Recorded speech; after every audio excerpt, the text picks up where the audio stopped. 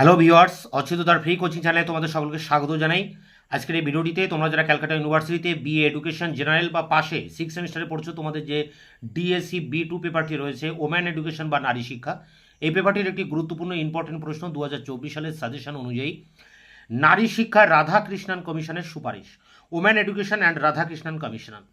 তো এই প্রশ্নটি নিয়ে এর উত্তর নিয়ে এখানে আলোচনা করব তোমাদের সামনে।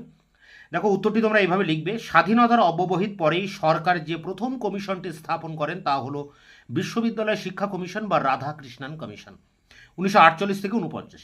কমিশনের প্রাথমিক উদ্দেশ্য ছিল উচ্চশিক্ষা তথা বিশ্ববিদ্যালয় শিক্ষা সম্বন্ধে সুপারিশ দেওয়া।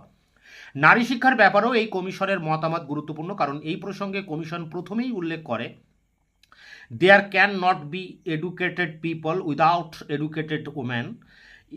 If general educations to be limited to men or to women, that opportunity should be given to women, for then it would most surely be passed on to the next generation. তবে মেয়েদের শিক্ষার ব্যাপারে commission মনে করেছিল যে শিক্ষার সুযোগ বৃদ্ধির অবশ্যই প্রয়োজন আছে, তবে নারী শিক্ষা ও পুরুষের শিক্ষা একই ধরনের হওয়ার যুক্তি নেই। মেয়েদের শিক্ষার ব্যাপারে কমিশনের সুপারিশগুলি হলো এই রকম। দেখো, সুপারিশগুলো কি আছে এখানে এক এক করে বলা হচ্ছে। যে কলেজগুলিতে ছাত্রদের সংখ্যা বেশি সেগুলিতে এখন অধিক সংখ্যায় মেয়েরা ভর্তি হচ্ছে, অতএব এইসব কলেজগুলিতে নারী শিক্ষার জন্য সব রকম প্রয়োজনীয় ব্যবস্থা নিতে হবে। পরেরটা দেখো, শিক্ষার সুযোগ থেকে মেয়েরা যেন কোনো রকমভাবেই বঞ্চিত না হয়, বরং এই সুযোগ কিভাবে বৃদ্ধি করা যায় তার জন্য সচেষ্ট হতে হবে।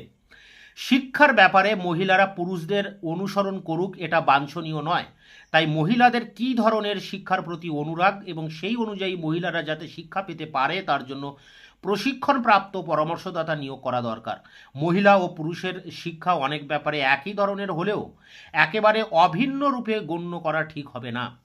সমাজে মহিলারা শুধুমাত্র নাগরিক নন, তার সঙ্গে মহিলারা যে বিশেষ ভূমিকা তা পালন করতে শেখানোর জন্য কলেজের কর্মসূচি সেইভাবে সংগঠিত করতে হবে।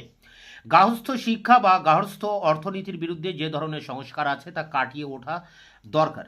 সহশিক্ষা যেখানে দেওয়া হয় সেই ধরনের বা এই ধরনের কলেজে পুরুষদের সামাজিক দায়িত্ব ও মহিলাদের সম্মান রক্ষার ব্যাপারে সচেতন করার চেষ্টা করা দরকার।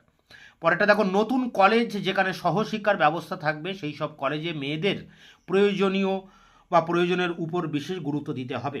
মহিলা শিক্ষিকারা পুরুষ শিক্ষকের সঙ্গে সমহারে বেতন পাবেন।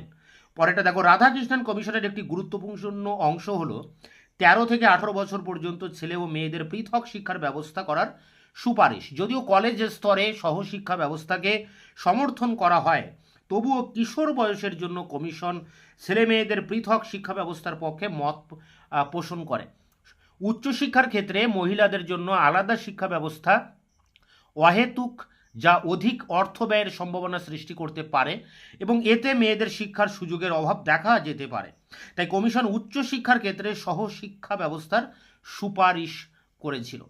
তো এই ছিল নারী শিক্ষার বিষয়ে রাধাকৃষ্ণন কমিশনের বক্তব্য কি তার উত্তর তোমাদের সামনে আলোচনা করলাম। অনেকটা শর্ট আকারে নোটসটা আছে এবং খুব তথ্যবহুল লেখা। তোমরা এটিকে সংগ্রহ করে পরীক্ষার জন্য প্রস্তুতি নাও। তোমাদের এই পেপারের বেশিরভাগ প্রশ্ন উত্তর আমার চ্যানেলে আপলোড করা আছে, তার লিঙ্ক দেওয়া থাকবে ভিডিও ডিসক্রিপশন বক্সে, তোমরা অবশ্যই ভিডিওগুলো দেখে নিও। এছাড়া যেসব প্রশ্নের উত্তর এখনও দিতে পারিনি তা খুব দ্রুত আগামী 2-4 দিনের মধ্যে তোমাদের সামনে তার উত্তরগুলি নিয়ে আসবো। তাই তোমরা অবশ্যই চ্যানেলকে সাবস্ক্রাইব করে রাখবে, বন্ধুদের কাছে শেয়ার করবে, নিজেদের মতামত জানাবে কমেন্ট সেকশনে কমেন্ট করে, এবং ভিডিওটি ভালো লাগলে অবশ্যই এটা লাইক